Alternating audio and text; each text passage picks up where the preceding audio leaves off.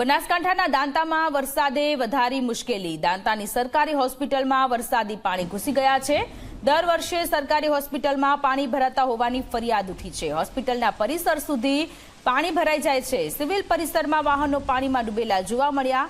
ડોક્ટરની ચેમ્બર અને દર્દીના વોર્ડમાં પાણી ઘૂસી ગયેલા છે। દાંતાની સરકારી હોસ્પિટલના આ દ્રશ્ય સામે આવ્યા છે કે જ્યાં હોસ્પિટલની અંદર હોસ્પિટલના પરિસરમાં અને વોર્ડ સુધી પાણી ઘૂસી ગયેલા છે અને આ પાણી હજુ સુધી નથી ઓસર્યા। પાણી ન ઓસરતા ત્યાં ડોક્ટર્સ છે એ લોકોને હાલાકી પડી રહી છે। બીજી બાજુ દર્દીઓને પણ મુશ્કેલી વેઠવાનો વારો આવ્યો છે। તંત્રના પાપે હજુ સુધી સિવિલ હોસ્પિટલમાં દાંતાની સિવિલ હોસ્પિટલમાં પાણી નથી ઓસર્યા। પરિસર જાણે જળમગ્ન થયું હોય તે પ્રકારના દ્રશ્ય બનાસકાંઠાના દાંતાથી સામે આવી રહ્યા છે।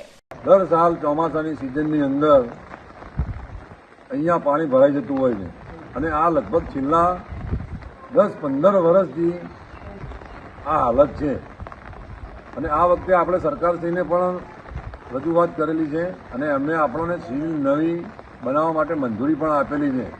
તો અમે સરકારશ્રીને કહેવા માંગીએ છીએ કે તમે અમે તાત્કાલિક ધોરણે આ સિવિલ નવી બને એની મંજૂરી આપવી।